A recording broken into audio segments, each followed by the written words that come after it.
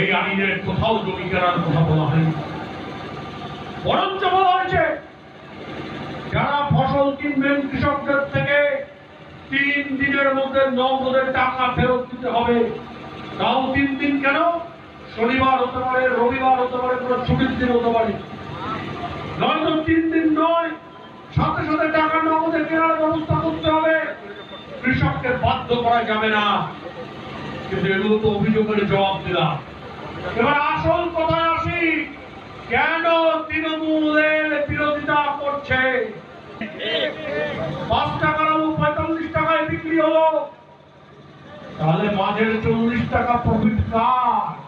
40 টাকা প্রফিট ভালো বাংলায় বলে মধ্যস্বত্ব ভোগীদের, চলতি বাংলায় বললে ফোড়েদের, আর খারাপ বাংলায় বললে দালালদের। এই আইনে কি আছে?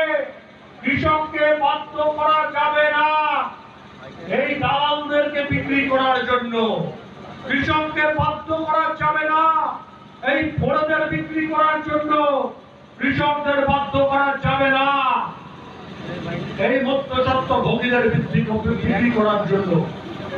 তাহলে যদি মধ্যস্বত্ব ভোগী না থাকে, তৃণমূল খাবে কি?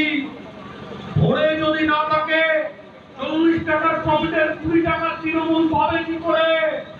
দালাল যদি না থাকে, তাহলে তৃণমূল কমিশন পাবে কি করে? তার জন্য আজকে আন্দোলন হয়েছেন। এই আইনের ফলে চাল 5 টাকায় বিক্রি হচ্ছে, এবার 15 টাকায় বিক্রি হবে কৃষকের কাছে। আর যা 45 টাকায় কলকাতার বাজারে বিক্রি হচ্ছে, আসানসোল দুর্গাপুরে বিক্রি হচ্ছে, এবার তো 30 টাকায় বিক্রি হবে।